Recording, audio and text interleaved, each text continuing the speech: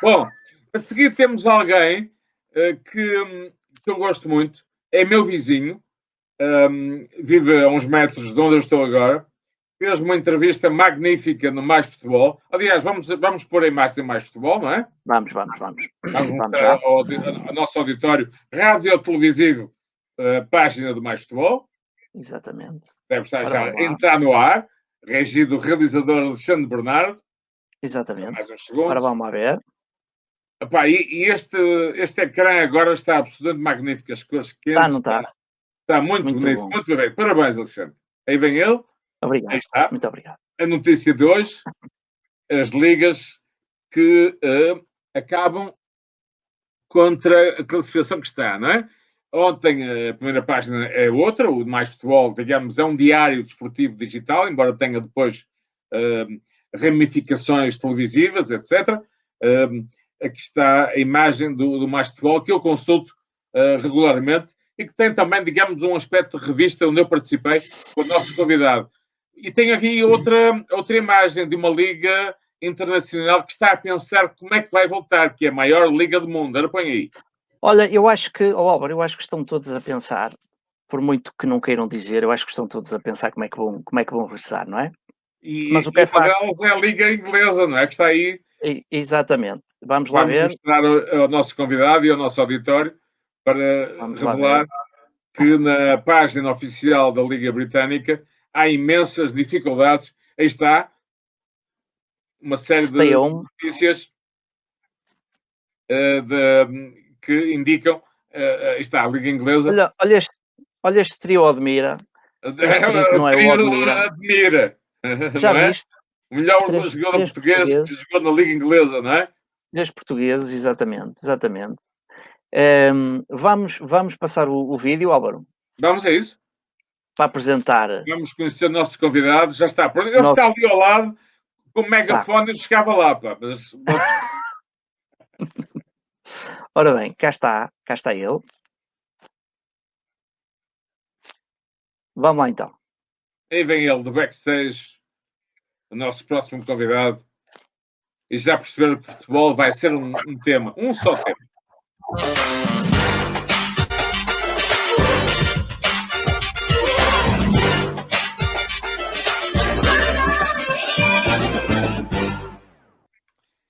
É o Pedro Cunha. Ora aí Olá, está. Pedro. Boa noite, Epá, boa noite. Eu quase Olá, posso Pedro, dizer boa noite. adeus da minha janela. Vou abrir, abri a janela, digo-te adeus, pá, que tu és meu vizinho.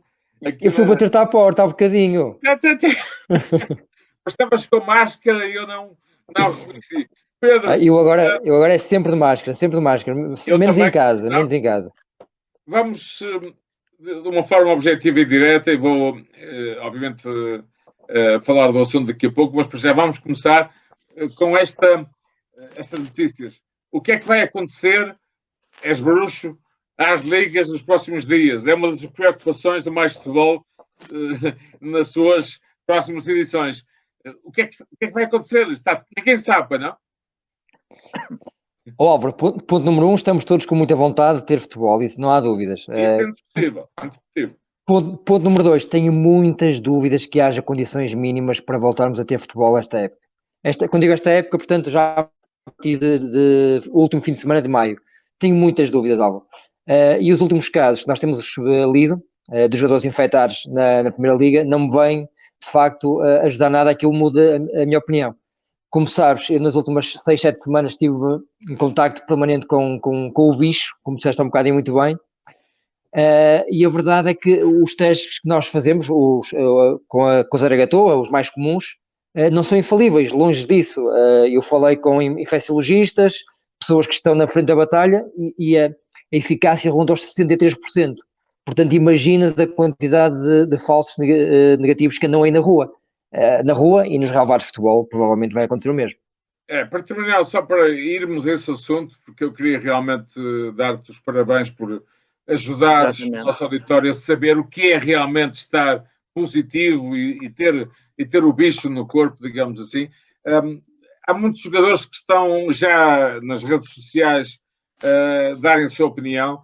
Os jogadores da Premiership inglesa querem acabar com a competição.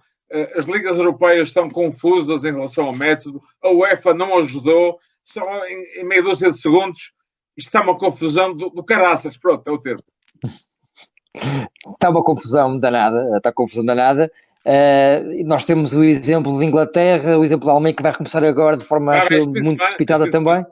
Este fim de semana, eu sou muito amigo do Gonçalo Paciência, falava com ele anteontem e ele estava com muitas dúvidas, até porque houve casos positivos na equipa dele ainda muito recentemente.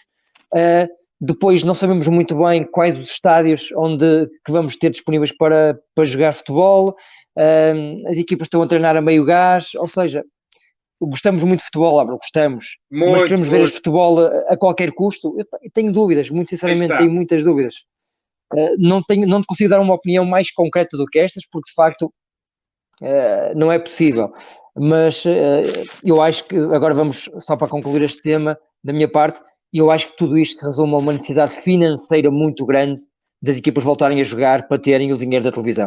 Muito honestamente, eu acho que... dos sponsors, de toda a indústria, que em 2, 3 meses o dinheiro evaporou-se, porque o dinheiro é vapor, não é? O dinheiro não está ali guardado, o dinheiro vai aparecendo, é o vapor, vaporware é o termo, não é?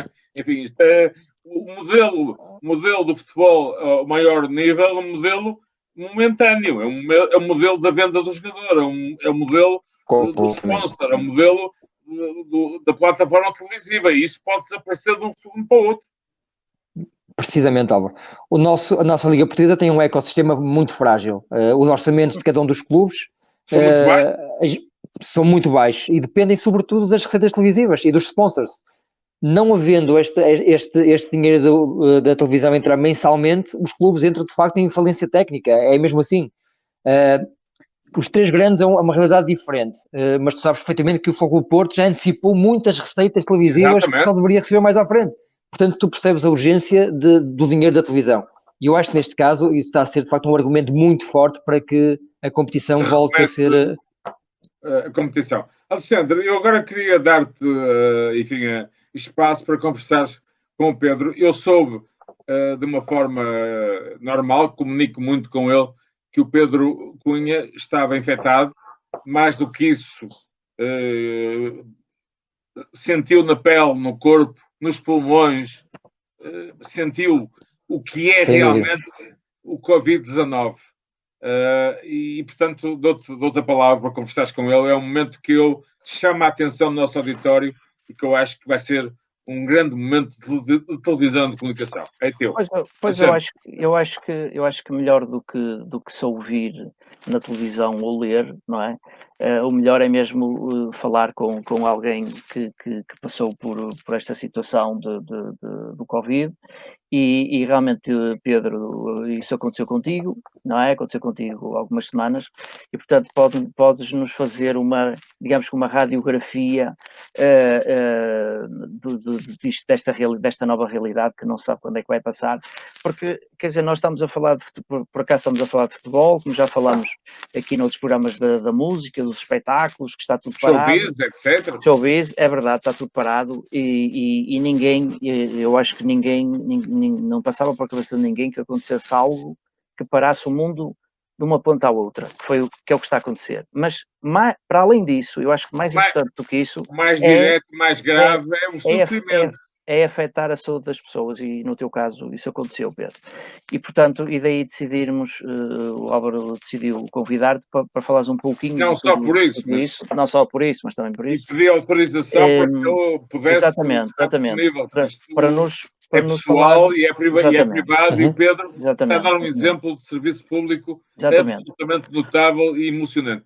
E se calhar passares a mensagem àquelas pessoas que ainda não perceberam muito bem como é que isto funciona, não é? Pedro, as pessoas perceberem o que é isto na realidade. O que é sentir isto na tua vida, no teu corpo? Explica-nos se puderes. Olha, antes de mais nada, faço isto com todo o gosto, porque eu acho que, de facto, quando decidi contar a minha experiência, primeiro no Mais Futebol, num artigo de opinião que escrevi, percebi que tinha que o fazer porque havia muita contra-informação e informação errada a correr por aí. Nós falávamos inicialmente, logo no início da pandemia, nós víamos as notícias e apontávamos sempre para um grupo de risco que começava nos 70 anos e ia por aí acima. A verdade é que eu também embarquei nessa mentira, nessa lenga-lenga, e nunca pensei que me tocasse a mim. Eu nunca tinha tido qualquer tipo de problema respiratório em toda a minha vida. Fiz desporto, fui atleta federado de 27 anos, faço desporto 3 vezes por semana, portanto, nunca tinha acontecido nada do género. A verdade é que quando começaram a bater à porta os primeiros sintomas, primeiro hesitei, eu e a minha esposa, ficamos os dois logo no dia 16 de março. Hesitamos, mas depois, passados 3, 4 dias, os sintomas começaram a ficar muito, muito pesados, e começamos a ver que de facto era a Covid-19 a bater-nos à porta em casa. Nós, desde o dia 12 de março, que não íamos para a rua, não saíamos de casa, não tínhamos contacto com ninguém, estávamos a levar à letra, à risca, as recomendações da DGS, mas de repente a pequena febre que eu tinha, de um dia para o outro, saltou para 39,5, quase 40, e eu comecei a ter arrepios brutais, mas nada a ver com gripes, 10 vezes pior, tremores, dores musculares. Eu, durante a noite, eu mudava 4 vezes de roupa, os lençóis de manhã estavam encharcados, e eu comecei a ver que de facto era uma coisa diferente de tudo o resto que eu tinha visto na minha vida. Depois de contactos com a linha de saúde 24, entendi que o que eles me tinham recomendado não estava a ser suficiente, porque eles só disseram para tomar o Benuron e o Brufen, mas eu, ao 4º dia em sofrimento, entendi que não era suficiente. Liguei para eles mais uma vez, entendi que nessa fase havia alguma confusão em relação às pessoas que eles achavam que deviam ir ao hospital e testar, mas nessa altura a minha caixa respiratória já estava a ser muito afetada. Eu sentia como se tivesse alguém em cima de mim a fazer uma pressão sobre os pulmões. Eu queria inspirar fundo e não conseguia. E tive a sorte de ter um grande amigo meu que é médico e que aceitou vir à minha casa ver-me.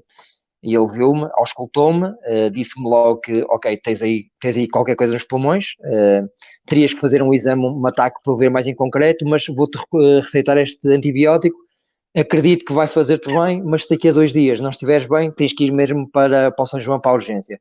Vamos aguardar, estamos em contacto, diz-me como é que te sentes. O Álvaro e Alexandre, foi, bem, o santo grau. Aquilo foi o santo grau para mim. Aquele antibiótico fez muito bem. Pedro. É um relato impressionante. O próprio, nós trocamos mensagens. Eu fiquei, sim, obviamente, preocupado e espantado. Lá claro. Está. Pormos já de lado o clichê do grupo de risco. Tu és um jovem que eu conheço bem, ainda és uma pessoa absolutamente fora do tal grupo de risco e sofreste, e ainda estás a recuperar, atenção, não é?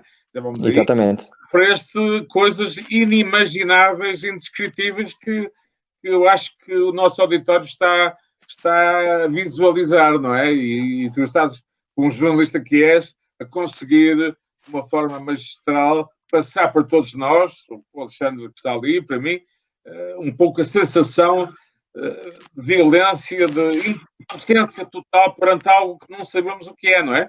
Sim, eu confesso-vos que nesta altura já falo com isto com alguma naturalidade, porque sinto que o pior ficou para trás, mas naquela fase inicial tinha muitas dificuldades em passar aquilo que sentia, porque de facto não parecia normal.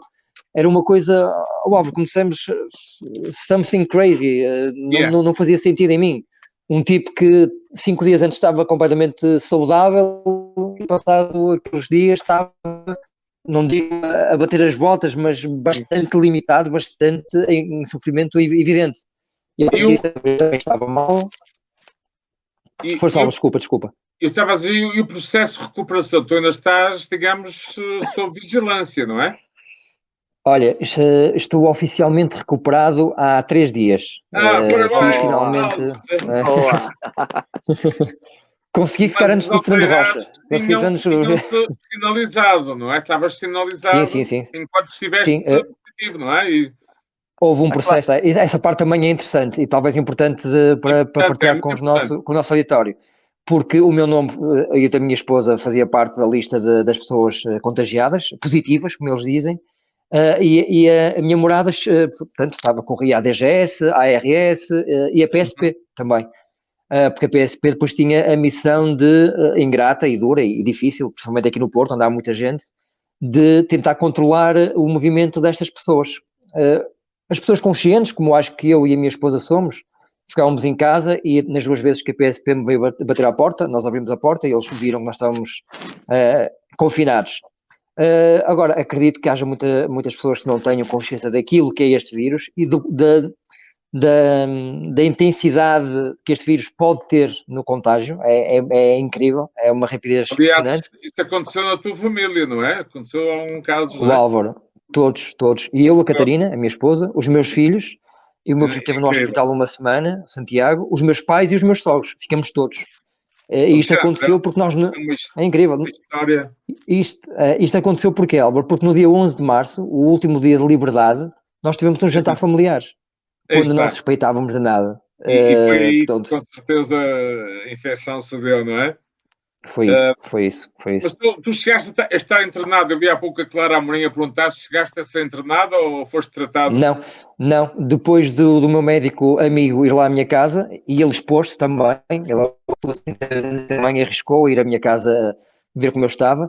O antibiótico naqueles 2 dias, de facto, resultou, a febre baixou, desapareceu completamente a febre, e depois tive um processo de recuperação respiratória, porque fiquei muito afetado mesmo em termos respiratórios. Posso dar um exemplo muito concreto. Aliás, o nosso amigo Tom Hanks dava outro dia num late night show americano um exemplo que para mim é perfeito para aquilo que eu sentia. O Tom Hanks também ficou infectado, como sabes, na Austrália. E ele dizia que quando voltou a casa, que nos primeiros dias ele levantava-se para tentar ajudar a esposa na cozinha a pôr a mesa. Eu não conseguia. E depois de pôr a mesa ficava tão cansado que voltava para a cama. E era exatamente isso que eu sentia, Álvaro. Nós, a Catarina e eu, tomámos sempre conta dos nossos 2 bebés, menos bebés agora, já têm 2 anos e meio, das nossas 2 crianças, limitadíssimos. Ou seja, eu mudava a fralda ao Santiago e ficava, ai meu Deus, eu tenho que comer e deitar um bocadinho. Exatamente. Pedro, em nosso nome, e o Alexandre já vai também dizer-te, o nosso obrigado por este testemunho impressionante. Obrigado, eu, Álvaro. Há uma expressão em África que diz que uma coisa é ouvir falar do leopardo ou do leão, outra coisa é correr à frente dele, não é? Uma coisa é ouvir falar do vírus, outra coisa é ter que enfrentar, não é? É ter que enfrentar a pantera, não é? É um provérbio africano que parece perfeito, não é? É mesmo isso. Só mesmo para acabar, naquele período em que eu estava mal, eu ligava à televisão e via pessoas com algumas responsabilidades no nosso país, alguns políticos, a desvalorizarem completamente isto, eu ficava sinceramente revoltado, porque aquilo não é... Há muitas pessoas que não têm sintomas, mas quando têm, acredita que é duro. E tu deste de uma forma magistral essa imagem de sofrimento, de violência emocional e física. Alexandre, dou-te a palavra para olha, eu estou-me a rir. É um momento brilhante deste programa, não tenho medo das palavras. Eu estou a sorrir. Obrigado, porque estou Obrigado contente. Obrigado. Estou contente pelo final, que no fundo há um final feliz aqui no meio disto tudo, não é? Que é isso que importa, no fundo. E em primeiro lugar, referir isso como um final feliz. E Pedro, a malta está aqui em direto a dar-te força. Há muitos comentários, não é? O Marco Mendes a dar-te força e a Clara Amorim a agradecer-te pelo testemunho, por exemplo. E outra coisa obrigado a todos. Exatamente. E outra coisa que eu queria referir é que, meus amigos, lá para casa, principalmente, a polícia, as autoridades funcionam, elas vão bater à porta de quem está infectado. Essa informação é importante. Tenham juízo. Eu estava a dizer tarde ao Pedro que eu acredito nas nossas forças, sem dúvida, mas pronto, eu não... Quer dizer, eu pensava, será que vão realmente à casa de toda a gente? Ou da maior parte das pessoas? Vão. O Pedro é testemunha disso. Portanto, meus amigos... Pedro, espero ver-te em breve. Passa a publicidade na bolacheira para a gente falar de bola. Bolacheira, amigo. The Office. O Alexandre também sabe. É o meu escritório. É o meu covil. Olha, muito obrigado. Office. E venha à bola com saúde e com segurança. Hein? Meus amigos, muito obrigado pelo convite. Obrigado nós, Pedro. Grande abraço. Pedro, muito forte abraço. Muita força e grande abraço. Obrigado. Alexandre, estamos quase no final, mas temos uma surpresa. Mas este foi um momento que ficará na nossa memória, porque estivemos perante alguém que viveu, sofreu na pele, no É corpo, verdade. na É alma, verdade. a violência desta doença, não é? Nightclub by AB e AC.